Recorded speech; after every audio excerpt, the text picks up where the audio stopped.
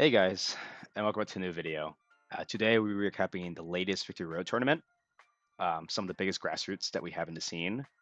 And yeah, this is the second one they had for September, and Tabu here was able to win the whole thing with a pretty familiar looking team if you look throughout this top cut.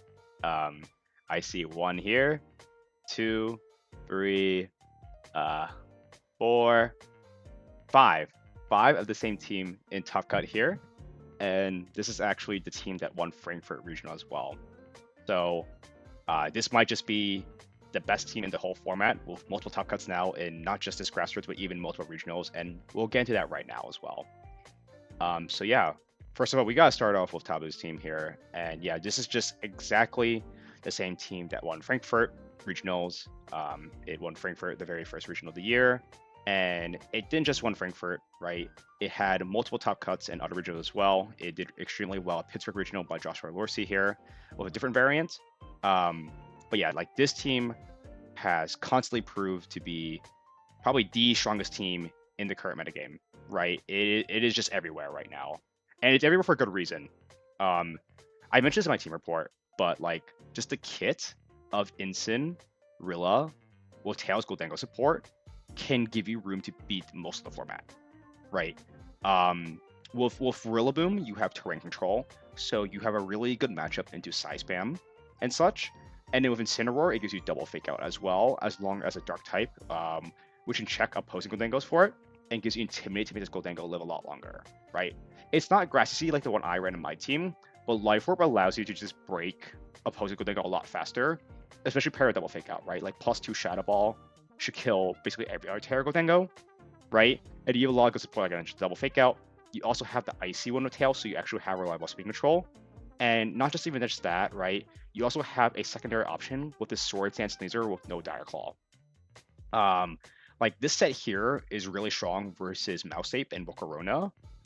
Annihilate and Volcarona are Pokemon that Goldengo tends to not really be on its own. So this Sneezer set actually checks that really, really well.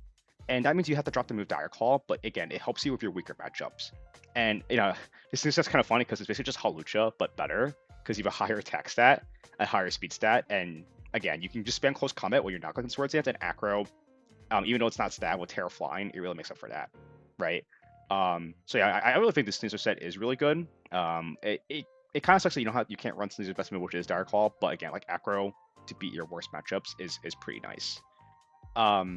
The Ursulina Blood Moon here is also really unique because it is Yawn with Terra Electric. I guess it's not really unique anymore because it keeps on winning, but unique at the moment, right? Because the most common Ursulina items you would see is like Assault Vest or like Life Orb. But with leftovers, you can really take advantage of the Grassy Surge here from Rillaboom.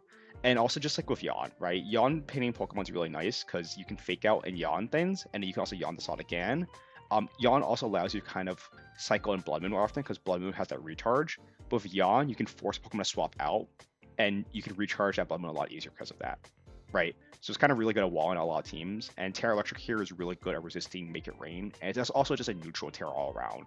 I think Water is also another Tera that could work, but Water is already kind of on Goldengo, and you kind of get pinned by Rillaboom more often, right? So Electric's kind of cool, like a really neutral Tera for that reason. But yeah, again, like this team keeps on winning for good reason. It just checks all the criteria, I think, of a good balanced team, and I think like for your next regional, for your next event, like this is the team to beat. I don't know what beats it just yet exactly, but it is very, very strong, right? And yeah, the spreads here are recreated by MDB. I just copied here, and those are pretty good, right? I mean, like on a team like this, you want to be typical Dengo just for making mirrors easier. Like you don't have drum beating and stuff, right? So like I think Baymax speed's like really reliable, and then yeah, spreads are pretty straightforward, and they do what you need to do. Next here, I have Samuel's Finalist Rain team, and I have featured his team a lot before. I had this my top 10 like H teams, and again, it's consistently proving to still be one of the top teams in the format. It's been doing really well in previous regionals. Like I believe there are 2 in Frankfurt top cut. With variants of this also talk up Pittsburgh regionals, right? Just this core of Arch, Pelipper, Ursulina, Sinistcha is so strong, right? Where this differs from the other Elizabeth variants is, again, it's the same 6 that it started off with, that Victor got finalists in LAC with. The main difference is Tera Blast Water Goldengo. The normal Elizabeth Rain has Tera Flying Goldengo, usually it's like Power Gym and such, or like Protect Trick.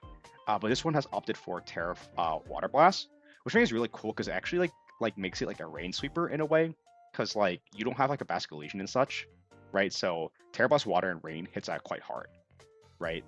It's also just really good at hitting like some of the fire types and such. Which I mean, it shouldn't really be an issue, but again, it just allows you to hit other things harder when you don't want to lock yourself in Shadow while making it rain, which is kind of cool. So yeah, I think this is a really cool tech on it. It's actually the main reason, like fire types, I mentioned that because in the Sun matchup, right? Like you didn't have Basket Gym before, and Power Gym, you still want to KO certain things, right? But with Tera Blast Water in rain, like let's say when you reverse the weather, you can kill some of the opposing like popular Sun Pokemon like Terrify, Typhlosion, etc. Right? So actually kind of cool tech. I didn't even think about that entirely just until now. But yeah, I don't think there's really much I can really talk much more about this team besides that it's really consistent. You have multiple modes that are really hard to cover. Like it's really hard to cover for the Sinister Ursa mode, while also covering for Ursaluna Tailwind with the Tailwind Dragonite and the Tailwind Pelipper. Right? There's not to mention the strong rain move, like I mentioned the Tera Blast Goldengo, but also Pele Arch, really hard to cover for. And in Arch, you also have Scale Shot to proc it to have stronger body presses, and Sinish to also heal back up from full again. Right? So many different modes, super hard to cover for. Again, with all these different modes, it makes it one of the best teams in the format still. Not nearly as consistent as of recently, just because this Ninetales stuff has kind of popped up everywhere. And Ninetales usually just pair really well into Rain. But again, it still has shown to like cover most of the matches you can. Like if you want to run Rain, this is one of the ways to do it. Next here, I have Fede's third place team, and this may also look familiar because I literally just covered this team in the last video, because this is James Evans 6. James' team here is based off a Japanese team that got rank 1 the current season, the last run of Reg H. And the only difference from this team and the Japanese team is that the Pelipper here is Choice Scarf instead of Javaka Berry, I think it was. I think the original item was, yeah, it was Javaka Berry, and whenever you get hit by physical move, you can damage it by 1/8. So it's like Rocky Helmet, except Rocky Helmet doesn't proc on Scale Shot, so this berry would do that. But that was more of a CTS tech, of course. So Choice Scarf here I think is a lot more consistent because it allows you to give you better speed control and such, and to enable your Arch even more, right? So I think that's a little bit more smart. Besides that, all the other items are the same, and Incineroar here was here over the Blood Moon. The Japanese team had AV Terrifying Blood Moon, but I think AV Instant, like I mentioned in my video before, is a lot more consistent versus Size Spam because you didn't have an expanding force switch in beforehand, right? So yeah, it gives you a better bit base, and which allows you to kind of stall out some of the more like bulky or even offensive teams, right? So yeah, Instant can't go wrong with that. Very strong Pokemon. And yeah, like I think this is one of the more unique takes on hyper offense. I've always thought these Whims Power Curve Arch teams were very strong, but yeah, like just pair it now with like the Terrifying Blast Goldango for your King Gambit matchup, which is really cool because I think this team can be King Gambit weak. Have Incineroar to patch some of your other weaker matchups, and then Sash Basket Legion to really clean up is really nice. Like it won Pittsburgh for a reason. It's a really good Tailwind abuser, and when you have a lot of frail Pokemon that can't get KO'd, you can Revenge Kill Last Respects, which is very strong. Like Tera Ghost Last Respects with that ability can KO a lot of things, right? So yeah, one of the best Tailwind teams in the format. Next, we have Chris Large's top 4 team. Chris Large is kind of a VR demon. I feel like he always has some kind of VR top cut, which is really funny. And his team here, as you can see by title, was based off Robbie's team. I believe Robbie got top 32 at Frankfurt with this same 6 Pokemon, some slightly different sets. But yeah, it's like a straightforward double fake out team. But as you notice by the Volcarona, it's Grassy Seed. So we know Grassy Seed Goldango is doing really well, so why can't Volcarona do it as well, right? This Volcarona spread here, I kind of just threw random EVs on it for the most part, but the main logic behind the spread I made was you hit the first bump with the Modest here, and you have enough speed to outspeed Excalibur, which I think is kind of important, especially if you do match the Scale Shot plus Quiver Dance boost, right? You outspeed that, and the rest is HP dump. So yeah, general idea behind that spread.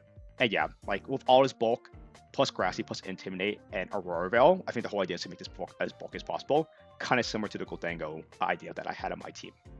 And yeah, I think, yeah, double Fake Out, Aurora Veil, and Tera Fairy allows this Volcarona to get, like, live any hits as well, and with the Grassy Seed, and with Tera Fairy, plus Quiver Dance, you can beat a lot of the format, right? Tera Fairy Blast allows you to actually hit Dragonite. Dragonite would otherwise wall you. You also have Ninetales to beat Dragonite, and, I mean, like, Tera Fair is not really a huge problem for Bokurona because like you already have Heat Wave the Seal types like normally. Like you don't have to Tera in front of Goldengo naturally, and even if you do Tera in front of Goldengo, like +1, +2 Heat Waves will get rid of it quite fast. So yeah, I think Bokurona is a pretty slept-on Pokemon in this format, and paired with this double Fake Out core here, you can make this thing a really, really good sweeper. Besides that, you have a Scarf Basculegion, which I think is really nice because the speed tiers on this team are quite low, right? So you kind of want something fast. So I really like the idea of Scarf Basculegion kind of deal with some of the threats that Bokurona can't really like such as like fast like fire types, like in sun matchups. You can also hit like Tyranitar, which Bokurona doesn't really appreciate, and you're also faster than Sneasler. I mean, the whole team here is slower than Sneasler otherwise, so Scarf Basculegion can kind of get around that, right? Tails here, like I mentioned, good versus Dragonite and also Auroraville for your setup sweeper here. And it also just means you have a option to beat Rain, right? I actually think the Rain matchup is probably a little bit shaky without Tails, because Volcarona does the Wave Crash, even with Grass Seed, I'm pretty sure, like Tera Water Wave Crash. Instant can't do anything, and you really just have Rillaboom, right? But Tails gives you more options to reverse the weather, and again, Ninetales is probably like one of the best Pokemon in the format because of its utility, and reversing the weather is really good. Ursaluna, this leftovers Yon set is popping up more and more, and yeah, this is no difference, except it's a little bit different build. Instead of the double Fake Out Goldengo, you have double Fake Out Volcarona of the Yon. Again, similar idea with the other team, except with a different setup sweeper, right? And again, like this guy behind Veil Intimidate is really hard to kill. In 5th place, we have Roberto's team, and again, I've also covered this in the last video. This is like probably the single best Side Spam team in the format. Like we used to see a lot of Indeedee Sneasler stuff with like the Tail and Blood Moon, but now we're seeing Indeedee Sneasler with a different female form, right, instead of male, and we have Espathra, right? Espathra is really strong with his Tera Psychic and Life Orb. He also have Helping Hand to have all these multipliers, because besides that, like Espathra has a pretty middling special attack stat, but yeah, it kind of needs all these boosts to make it like a really strong Pokemon. And it pushes to the next level because, again, Espathra can't hit Steel types, so you have a lot of ways to punish Steel types with Sneasler, Arcanine, and even King Gambit here, because Espathra can't really touch Goldengo, so you have a lot of Pokemon here like King Gambit, Arcanine, Sneasler here to remove the Goldengo. And Hydreigon here is just for trigger matchups. Like you have Taunt and Safety Goggles get around Among Us, and you have Levitate to beat Ursaluna.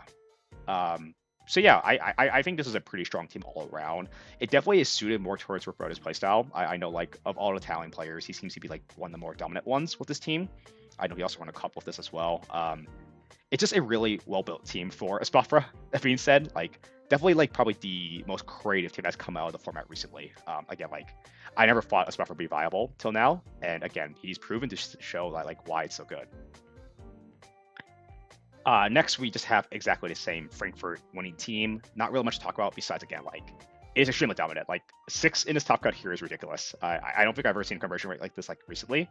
And yeah, it kind of shows that Reg Age has kind of been solved in a way. It's definitely more centralized on these Ninetales comps. Next here, though, again, same team, but the only different tech, like, everyone kind of has different techs for it. Instead of the Safety Goggles on Instant, they have Citrus Berry here. And instead of the Disable on Tails, they have Encore. So again, it's the same team, but with some slightly different techs. I think Citrus is better in all-around matchups when you're not facing Among Us or Sun Sleep Powder, just because like Citrus procs more often than otherwise. So again, like I think Citrus would be dependent on your matchup spread. That's really it. Like matchup schedule, I mean, yeah. If you pull more Sun with Sleep Powder or more Among Us, you prefer Goggles. If you're not playing that, Citrus will problem a lot more often, right? Yeah, Encore and Tails, again, you can't go wrong with Encore. The difference between Encore and Disable kind of depends on what you need, right? Like Encore is better at locking to protect and like fake out and such, or like setup. While Disable is really good at shutting down things from hitting you. Like you can disable like Annihilate Rage Fist and such. So I see the perks of both. I think it's kind of a preference thing, and obviously both did well, right? Next we have Zachary Reed's team. Zachary Reed has been on his King Gambit stuff. He did talk up Pittsburgh with a similar comp. Similar in a way. I think that whenever you run King Gambit, it's always King Gambit, Rillaboom, Redirect with like Sneasler. How you balance out from there is really different. Ninetales is starting to get more usage on King Gambit comps. This one's a bit interesting with Life Orb. Usually you see Focus Sash, but Life Orb, Blizzard plus Moonblast hits really hard. And you also have Ice Wind here for like general good speed control, which I think King Gambit comps do lack. So that's why EV King Gambit have some speed investment to abuse the Ice Wind in some cases. Terrifier King Gambit is also interesting. Terrifier is pretty good in the Sun matchup and such. I also like Tera Fire or Tera Ghost over Tera Dark right now because I think Tera Dark Kingambit gets pinned too easily by close combat Sneasler. We saw a lot of like Matt Tid also run like a defensive Tera like Tera Ghost again because I think Tera Dark just gets pinned way too much in this format. So I do like the Tera Fire adjustment here. Standard Rillaboom. Rillaboom's kind of mandatory in Kingambit teams. You got reverse terrain and such, right? Where it gets a little bit weird, I think, is the Sneasler set. Sneasler is usually, I think, the Focus Sash or coaching set with Kingambit comps. But again, like Tera Acro is pretty cool. Like I mentioned, like I think that Kingambit can struggle versus Annihilate sometimes, so Acro does pressure that immediately. You also are out like that outspeed Mouse Hold and such, so you kind of pinball this Pokemon. So that's kind of a cool tech, honestly.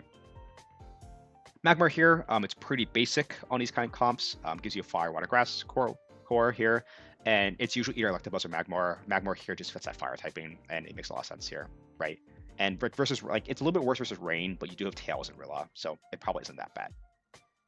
That specialization is really interesting. Like, I think Scarf is usually the go-to on these Kingambit comps because it helps with the speed tiers better. But I guess like with a Grassy Seed, that's your way of outspeeding and revenge killing things. And Sash Solution is more consistent in some ways as just taking a hit, right? So it makes sense in some ways. I think it's a little odd because I feel like there's a lot of bulk on this team, and Last Respect's cleanup is a lot easier with Choice Scarf on a team without Tailwind. But Zach still proved that it can work. The Sash set is seeing a lot more usage. You either see Sash or Scarf outside of Rain. Like most commonly Scarf is Kingambit cores, and I do think it's probably better in my opinion, but again, like he probably had some ways where he didn't like how it got pinned by certain moves, so Focus Sash allowed to take that hit better. So that's really it. Next is Jeremy Colt. Not really much to talk about this team. It's literally the same as the Tabo team, and the only difference here is it's actually Aurora Veil over Icy Wind, and it's Tera fighting Goldengo. Everything else is the same as the Frankfurt champion team, right? Tera fighting is interesting. This maybe it was a change because he did lose a Gambit Balance his top 16 game of Pittsburgh. He did talk up Pittsburgh with this exact same 6, right? So the reason why you want Tera fighting Goldengo is to have a better typing versus Gambit Balance, which I guess could be a problem with a Goldengo comp. Which I mean, like you do have Sneasler, I think, to pin it, but again, when you like, let's say Sneasler gets KO too early, maybe you want to resist Sucker Punch, so Terrifying is better for that. It's also a more neutral Tera. You don't get pinned by stuff like Rillaboom, so maybe that was his reasoning. And yeah, like his Ninetale set is slightly different. Instead of Icy Wind, he opted Aurora Veil, which again is better at Santa Goldengo, and it's a more preference piece. I do think Icy Wind is also pretty good in Tails because again, it gives your team better sweep control outside of this Unbrain Sneasler. But again, you can do whatever you want with a 6, and you can still have top cuts and several day 2s. Like this team is just insane. It's still doing amazingly well here, like as Jeremy has shown. And again, last team in his top cut of the same 6 here is Mildre. He also made finals with this exact same 6. And again, it is the same sets. The only difference is the Citrus Ensign, which we talked about like the pros and cons of Citrus versus Goggles earlier. And the main difference here is the Tera Blast Ground Ninetales over Icy Wind or Disable. Right. I think the logic behind Tera Blast Tails is to give it like a strong coverage move when you can't KO things with Blizzard, right? Tera Blast Ground allows you to hit like steel types and such, which you otherwise can't hit, right? I don't know if it's necessarily better than Disable or Encore, because I do think that utility is really nice, and also like means you have to Tera Ninetales, which I mean like if you have to Tera Ninetales, I feel like that's pretty bad because on this team you want to either Tera Goldengo or Sneasler mostly, right? Goldengo obviously for setting up a lot easier. Ursaluna for the same thing, like not getting pinned by something that would pin you super effectively, and Sneasler for that extra boost for Tera Flying, right? But when I look at this team like this, like Tails and Cinderella, you should barely Tera in my opinion. So Tera Ground's a little suspect to me. Like I get why it's there, right? It gives you a strong option, strong damage when you really need it. But I do think like Disable on Cortex is such good utility, and dropping it is questionable to me. But again, still showing whatever tech you want to run on it, still does really well. So yeah, it doesn't matter, apparently. And lastly, we have Alan's team. Alan, it's literally just Roberto's team as well. It's just the Frankfurt stuff, so not much to really talk about. Frankfurt Espathra team. Again, showing that it is the strongest size beam team in the format. And I believe, yeah, there's no changes here. So yeah, I think like of all the size beam teams, like you have like Hard Trick Room, you have maybe the Chop Across Toronto team with Marcus Dean. They were under the Ursaluna Blood Moon. But again, yeah, Espathra, I guess going more into like now a little bit. it helps with speed tiers, right? I think that um, when you lose a speed control, it can be really hard to like outpace other teams. But Espathra has speed boost, right? So like on turns where you try to protect the stall, like tail end turns or like second turns, you can still outspeed the turn after because you speed boost. It can revenge kill like Luma Crash Expanding Force, right? So it's not all that easy to kind of remove this guy. But yeah, strongest Seismic team in the format apparently. And that's gonna be it for today. Like I think it's really interesting to see how the reg age meta is progressing. I feel like it's progressing in a way where we're seeing a lot more standard, like the standard picks that we've seen before in our original are still sticking. This might be just because it's still early in metagame, but like I see that it's a little bit hard to deviate from some of these strong cores. Like especially like if you want to get away from side spam, you're either using a spot for like hard trick room, basically, right? And then if you want to like deviate away from like the Ninetales comps, it's kind of hard because like the best Ninetales comps is the Frankfurt 6, right? I think there's other ways you can run Ninetales, like again, like with King Gambit if you want like a different steel type. But like this Ninetales Gold Dengo stuff is so good. The only thing I can really think of a bad matchup for this team is like maybe like Choice Specs Gold Dengo, like chop across this Pittsburgh team. That looked pretty good versus Lorsi during their set. But like all around, like this 6 just has the most tools to beat most things in the format. It is just so consistent. So I'm really curious to see like how the meta comes from here because I think like now this team has like probably the biggest target ends back. Not sure what beats the consistently just yet, but we'll figure it out soon, and I'll cover those tournaments when it comes. But yeah, that's gonna be it for today, and I'll catch you all later. Goodbye.